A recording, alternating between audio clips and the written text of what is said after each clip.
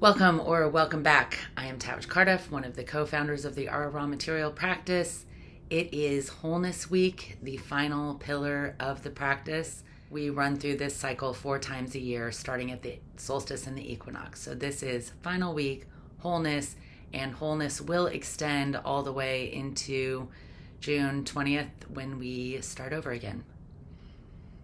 Everybody take a deep breath. We are going to lean into our own wholeness. Good inhale, good exhale. Find a breathing rhythm that feels really good to you. Step it up a little bit if you want to. It's always a lot more joyful for me when we hit wholeness time because I get to remind myself over and over that everything I have is what is supposed to be. And what I mean by that is one of the principles of wholeness in our raw material. Every moment is perfect as it is. It is our minds, our brains, our belief systems, and our judgment that stop that from being true. Go ahead and take whatever breaths you need to choke that idea down into your body. Our minds can take it in a little more easily than our bodies know how to accept it. But that is the operating principle, I think, of the practice itself, is to realize that the universe, God, offers us exactly what we are supposed to get. And the idea that we are all supposed to just achieve some level of happiness and be able to sustain it doesn't really fit the narrative of humanity, does it?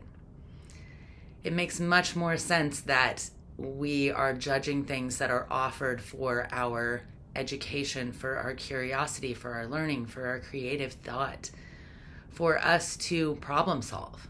And the world that we're living in right now, the wholeness of it is a whole lot of problem solving, a whole lot of ideas, a whole lot of discordant things that make up a whole that is wholly contradictory to itself.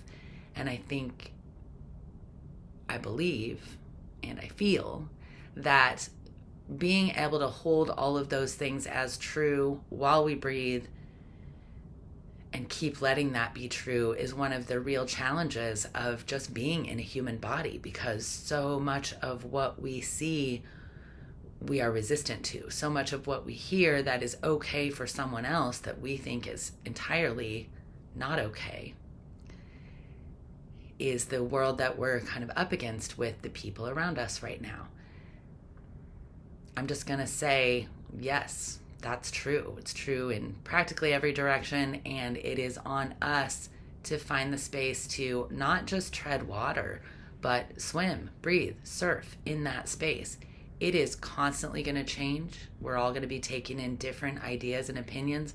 But if we take them in from a place of curiosity and from a place of seeing it all as whole and what is supposed to be versus how wrong and how unfair and how not okay it all is, we start to turn the tide on how we handle how we feel and what we feel, and whether or not we're able to be in touch with that enough to express it within ourselves and then to be able to represent ourselves in the world with the knowledge of self. I know I just said a mouthful, but that sentence will untangle as the practice moves forward in whatever pace you choose to engage with it. This practice of wholeness belongs to the user. It is your arena. It is your invitation. These are your pillars. These are your relationships. I have just helped uncover the space where we can step in and start using them. This modern approach to very ancient wisdom, very ancient awareness of our common connection and how we get back to understanding each other while being wholly different from each other. This week, the challenge is to lean into every moment that feels discordant and ask yourself how you can look at it as the way it is supposed to be. And this is a challenge. I mean, we're looking at things like murder and shootings and robberies and horrible, heinous things. And we are having to look at them as an expression that the collective is offering us. I don't really know why that is. I don't know that any of us can really understand the why behind it, other than it is a transformative, collective, energetic experience that we are all a part of. The degree to which we believe we can affect it is how much we tend to believe in our own wholeness.